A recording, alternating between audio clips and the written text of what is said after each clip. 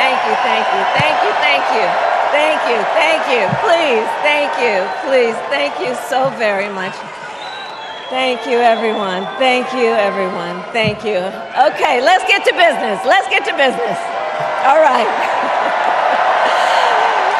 So let me start by thanking my most incredible husband, Doug, for being an incredible partner to me, an incredible father to Cole and Ella, and happy anniversary, Dougie. I love you so very much. To our President Joe Biden, when I think about the path that we have traveled together, Joe, I am filled with gratitude. Your record is extraordinary, as history will show, and your character is inspiring. And Doug and I love you and Jill and are forever thankful to you both.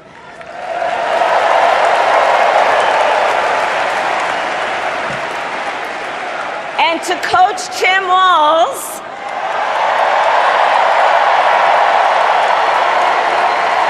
you are going to be an incredible vice president. And to the delegates and everyone who has put your faith in our campaign, your support is humbling. So, America, the path that led me here in recent weeks was no doubt unexpected. But I'm no stranger to unlikely journeys. So, my mother, our mother, Kamala Harris, had one of her own. And I miss her every day, and especially right now. And I know she's looking down smiling. I know that. So my mother was 19 when she crossed the world alone, traveling from India to California with an unshakable dream to be the scientist who would cure breast cancer. When she finished school, she was supposed to return home to a traditional arranged marriage. But as fate would have it, she met my father, Donald Harris, a student from Jamaica.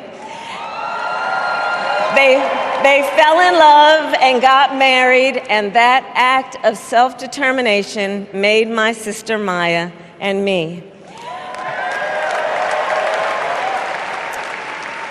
Growing up, we moved a lot. I will always remember that big Mayflower truck packed with all our belongings, ready to go to Illinois, to Wisconsin, and wherever our parents' jobs took us. My early memories of our parents together are very joyful ones. A home filled with laughter and music, Aretha, Coltrane, and Miles. At the park, my mother would say, "Stay close." But my father would say, as he smiled, "Run, Kamala, run. Don't be afraid. Don't let anything stop you."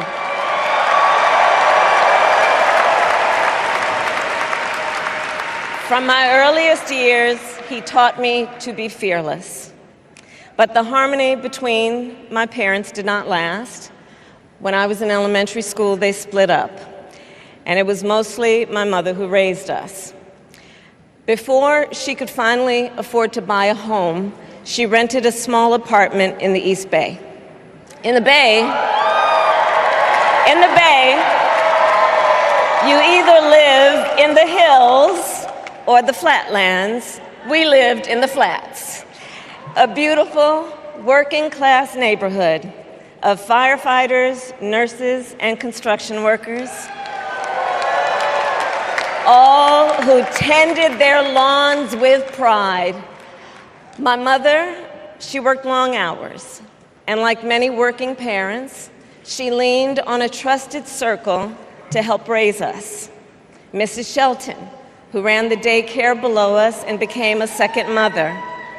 Uncle Sherman, Aunt Mary, Uncle Freddie, Auntie Chris.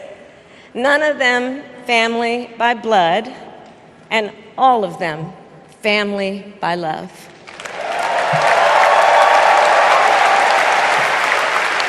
Family who taught us how to make gumbo, how to play chess, and sometimes even let us win. Family who loved us, believed in us, and told us we could be anything and do anything. They instilled in us the values they personified: community, faith, and the importance of treating others as you would want to be treated, with kindness, respect, and compassion. My mother was a brilliant, 5-foot-tall, brown woman with an accent. And as the eldest child, I saw how the world would sometimes treat her. But my mother never lost her cool. She was tough, courageous, a trailblazer in the fight for women's health, and she taught Maya and me a lesson that Michelle mentioned the other night. She taught us to never complain about injustice, but do something about it. Do something about it.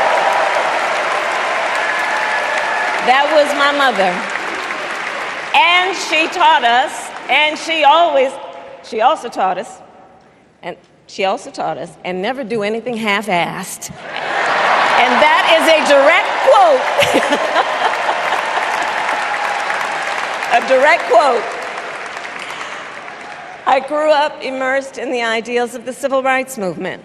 My parents had met at a civil rights gathering, and they made sure that we learned about civil rights leaders, including the lawyers like Thurgood Marshall and Constance Baker Motley, those who battled in the courtroom to make real the promise of America. So at a young age, I decided I wanted to do that work. I wanted to be a lawyer.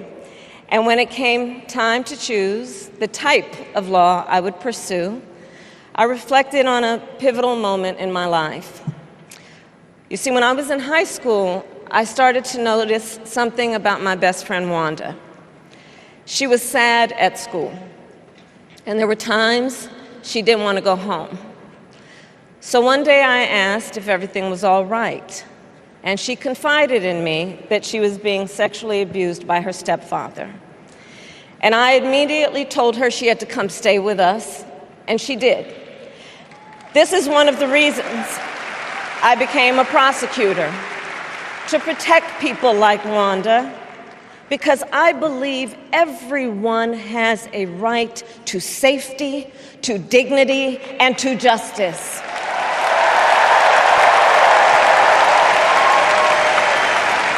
As a prosecutor, when I had a case, I charged it not in the name of the victim, but in the name of the people. For a simple reason. In our system of justice, a harm against any one of us is a harm against all of us.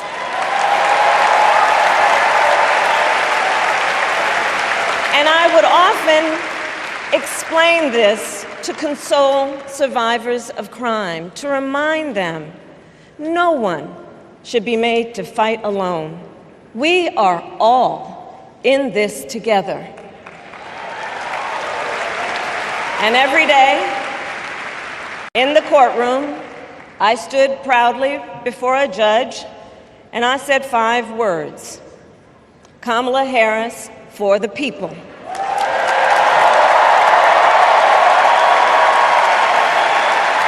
And to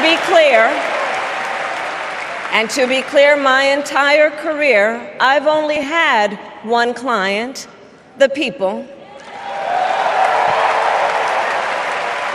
And so, on behalf of the people, on behalf of every American, regardless of party, race, gender, or the language your grandmother speaks, On behalf of my mother and everyone who has ever set out on their own unlikely journey, on behalf of Americans like the people I grew up with, people who work hard, chase their dreams, and look out for one another, on behalf of everyone whose story could only be written in the greatest nation on earth, I accept your nomination to be President of the United States of America.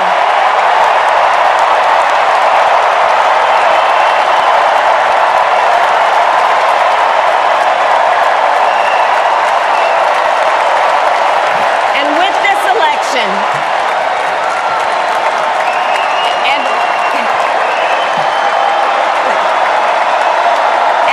this election, our nation with this election has a precious, fleeting opportunity to move past the bitterness, cynicism, and divisive battles of the past, a chance to chart a new way forward. Not as members of any one party or faction, but as Americans. And let me say, I know there are people of various political views watching tonight, and I want you to know, I promise to be a president for all Americans. You can always trust me to put country above party and self, to hold sacred America's fundamental principles, from the rule of law to free and fair elections to the peaceful transfer of power.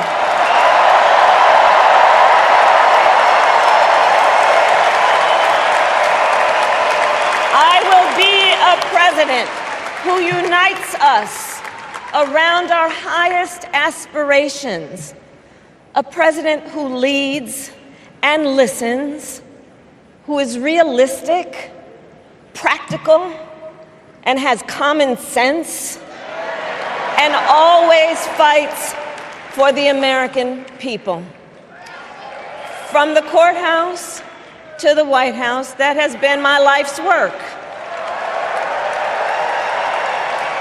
As a young courtroom prosecutor in Oakland, California, I stood up for women and children against predators who abuse them. As Attorney General of California, I took on the big banks, delivered $20 billion for middle-class families who faced foreclosure, and helped pass a homeowner Bill of Rights, one of the first of its kind in the nation.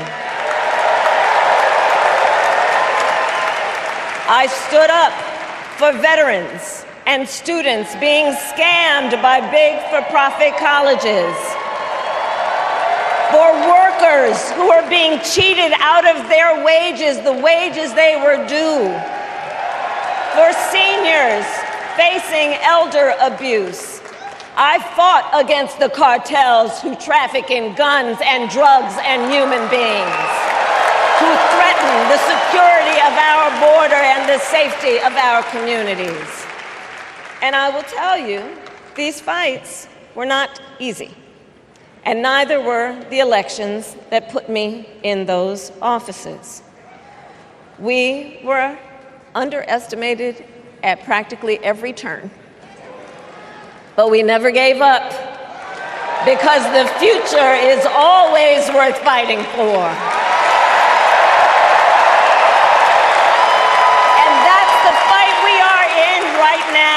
A fight for America's future.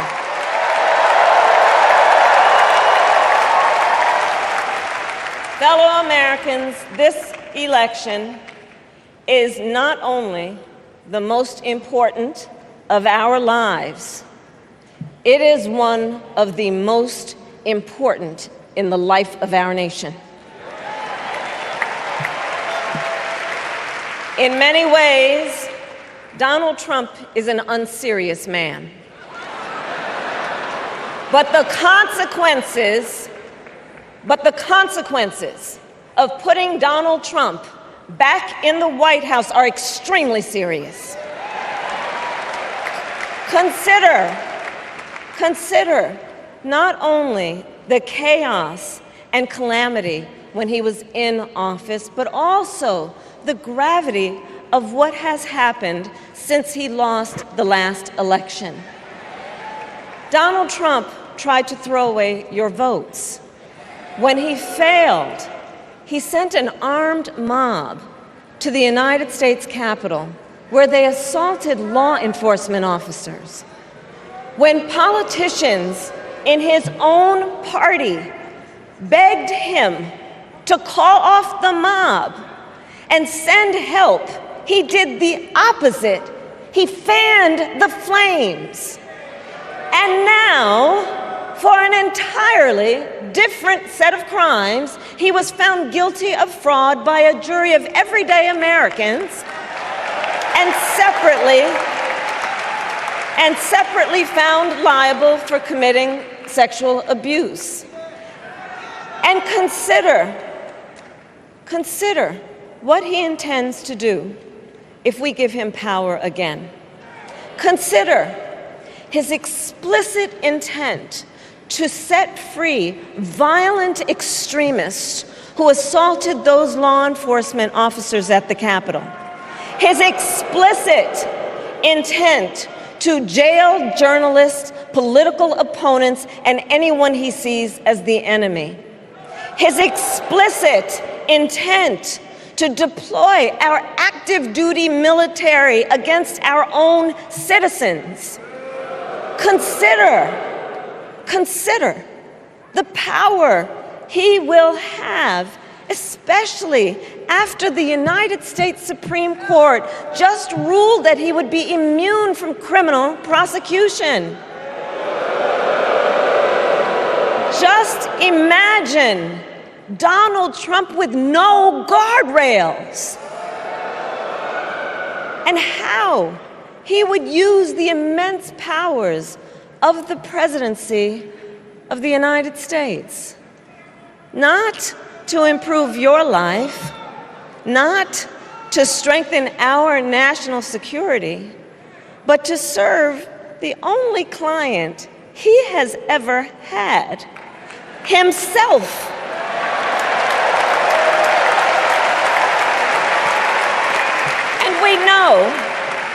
And we know what a second Trump term would look like. It's all laid out in Project 2025, written by his closest advisors, and its sum total is to pull our country back to the past. But America, we are not going back. We are not going back. We are not going back. We are not going back to when Donald Trump tried to cut Social Security and Medicare. We are not going back to when he tried to get rid of the Affordable Care Act, when insurance companies could deny people with pre-existing conditions. We are not going to let him eliminate the Department of Education that funds our public schools. We are not going to let him end programs like Head Start that provide preschool and childcare for our children. America, we are not going back.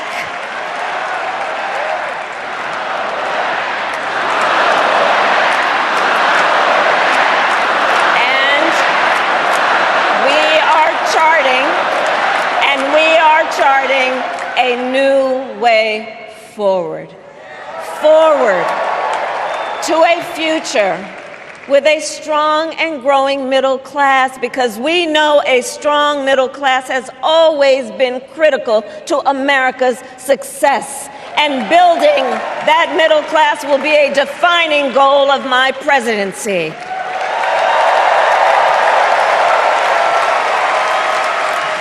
And I'll tell you, this is personal for me. The middle class is where I come from. My mother kept a strict budget. We lived within our means, yet we wanted for little. And she expected us to make the most of the opportunities that were available to us and to be grateful for them. Because, as she taught us, opportunity is not available to everyone. That's why we will create what I call an opportunity economy where everyone has the chance to compete and a chance to succeed. Whether you live in a rural area, small town, or big city. And as president, I will bring together labor and workers and small business owners and entrepreneurs and American companies to create jobs, to grow our economy, and to lower the cost of everyday needs like health care and housing and groceries. We will provide access to capital for small business owners and entrepreneurs and founders. And we will end America's housing shortage and protect Social Security and Medicare. Now compare that to Donald Trump, because I think everyone here knows he doesn't actually fight for the middle class. He doesn't actually fight for the middle class. Instead, he fights for himself and his billionaire friends. And he will give them another round of tax breaks that will add up to $5 trillion to the national debt. And all the while, he intends to enact what in effect is a national sales tax, call it a Trump tax, that would raise prices on middle-class families by almost $4,000 a year. Well, instead of a Trump tax hike, we will pass a middle-class tax cut that will benefit more than 100 million Americans.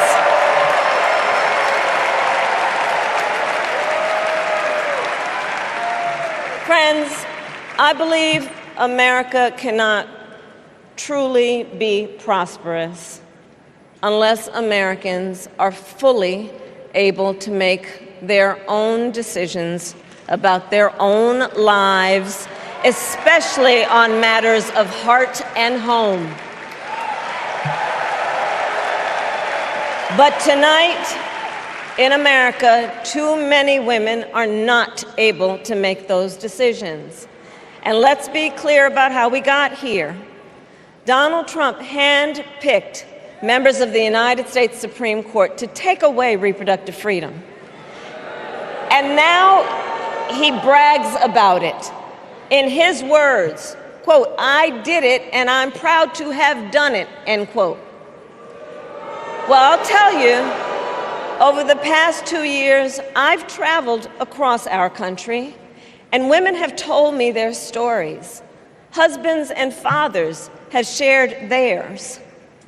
Stories of women miscarrying in a parking lot, developing sepsis, losing the ability to ever again have children, all because doctors are afraid they may go to jail for caring for their patients. Couples just trying to grow their family, cut off in the middle of IVF treatments. Children who have survived sexual assault, potentially being forced to carry a pregnancy to term. This is what's happening in our country because of Donald Trump. And understand, he is not done. As a part of his agenda, he and his allies would limit access to birth control, ban medication abortion, and enact a nationwide abortion ban with or without Congress. And get this, he plans to create a national anti-abortion coordinator and force states to report on women's miscarriages and abortions. Simply put, they are out of their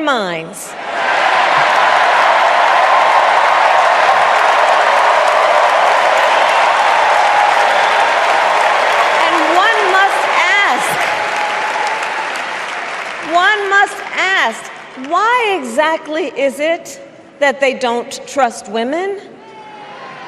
Well, we trust women. We trust women. And when Congress passes a bill to restore reproductive freedom, as President of the United States, I will proudly sign it into law.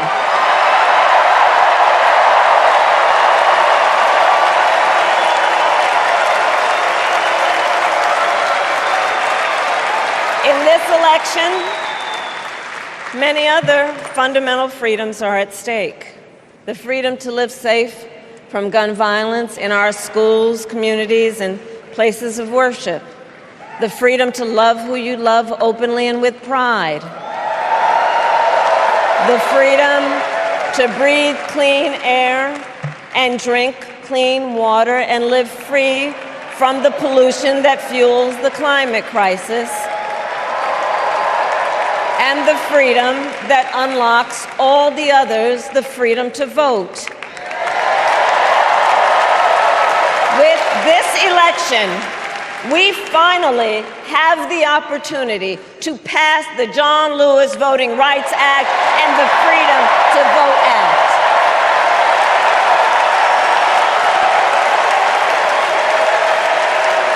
And let me be clear. After decades in law enforcement, I know the importance of safety and security, especially at our border. Last year, Joe and I brought together Democrats and conservative Republicans to write the strongest border bill in decades. The Border Patrol endorsed it. But Donald Trump believes a border deal would hurt his campaign. So he ordered his allies in Congress to kill the deal. Well, I refuse to play politics with our security. And here is my pledge to you. As president, I will bring back the bipartisan border security bill that he killed, and I will sign it into law. I know we can live up to our proud heritage as a nation of immigrants and reform our broken immigration system. We can create an earned pathway to citizenship and secure our border.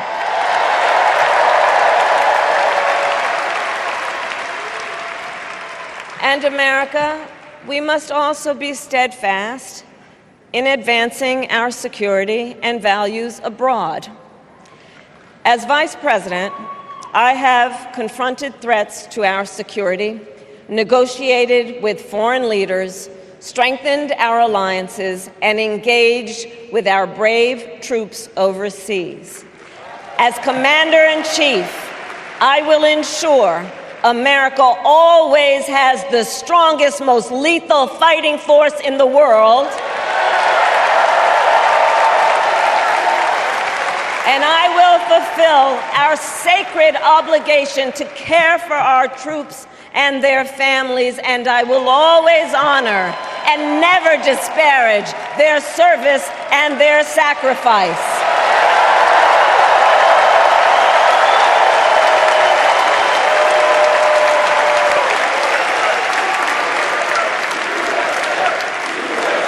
I will make sure that we lead the world into the future on space and artificial intelligence, that America, not China, wins the competition for the 21st century, and that we strengthen, not abdicate, our global leadership.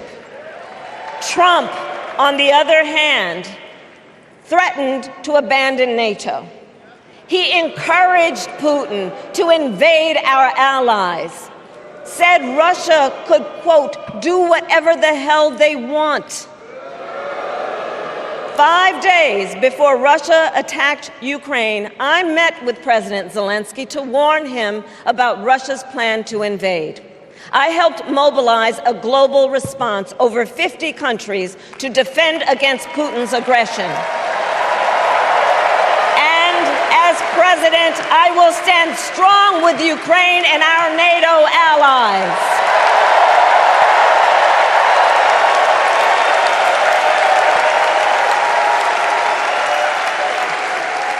With respect to the war in Gaza, President Biden and I are working around the clock because now is the time to get a hostage deal and a ceasefire deal done.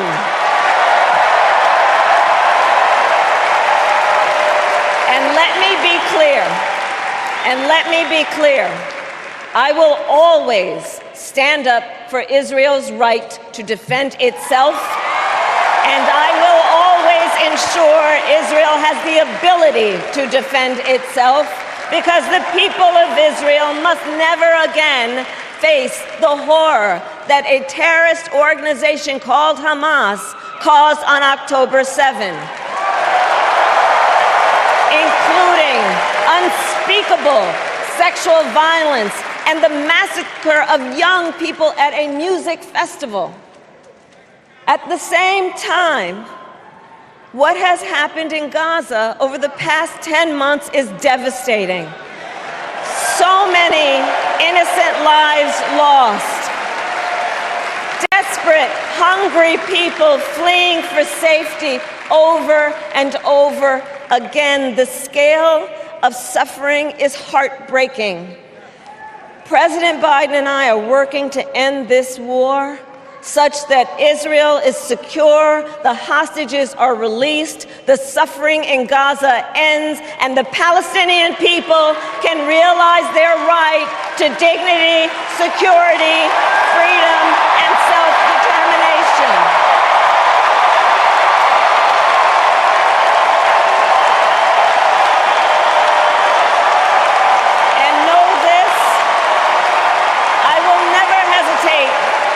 Whatever action is necessary to defend our forces and our interests against Iran and Iran-backed terrorists. I will not cozy up to tyrants and dictators like Kim Jong-un who are rooting for Trump,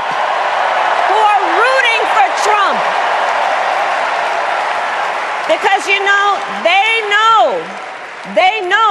he is easy to manipulate with flattery and favors. They know Trump won't hold autocrats accountable because he wants to be an autocrat himself. And as president, I will never waver in defense of America's security and ideals, because in the enduring struggle between democracy and tyranny, I know where I stand and I know where the United States belongs.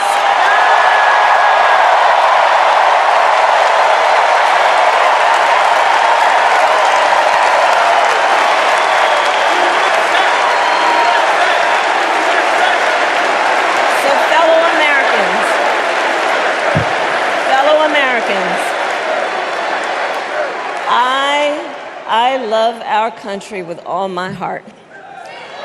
Everywhere I go, in everyone I meet, I see a nation that is ready to move forward, ready for the next step in the incredible journey that is America.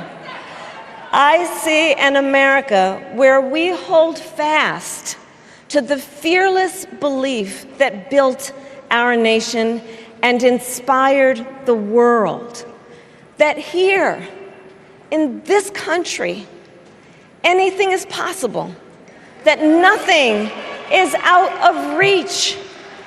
An America where we care for one another, look out for one another, and recognize that we have so much more in common than what separates us.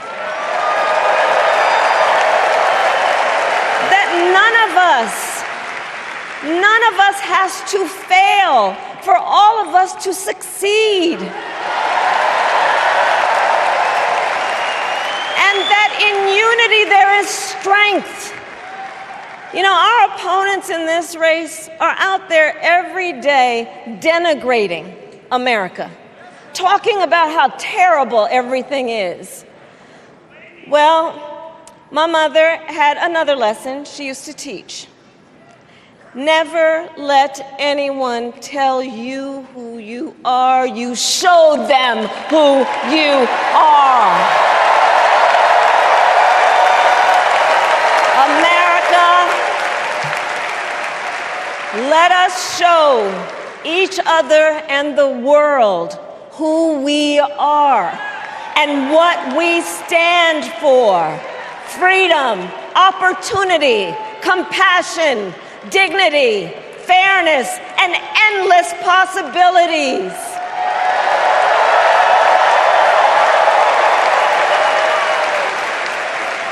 We are the heirs to the greatest democracy in the history of the world.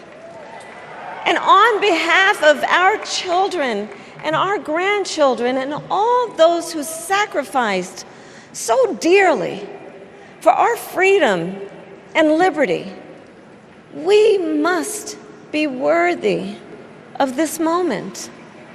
It is now our turn to do what generations before us have done, guided by optimism and faith, to fight for this country we love, to fight for the ideals we cherish, and to uphold the awesome responsibility that comes with the greatest privilege on earth, the privilege and pride of being an American.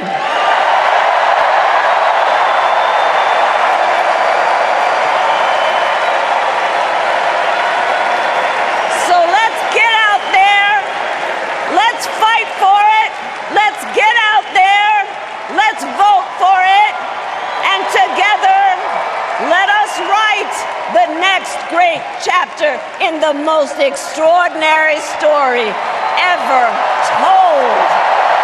Thank you. God bless you, and may God bless the United States of America. Thank you all.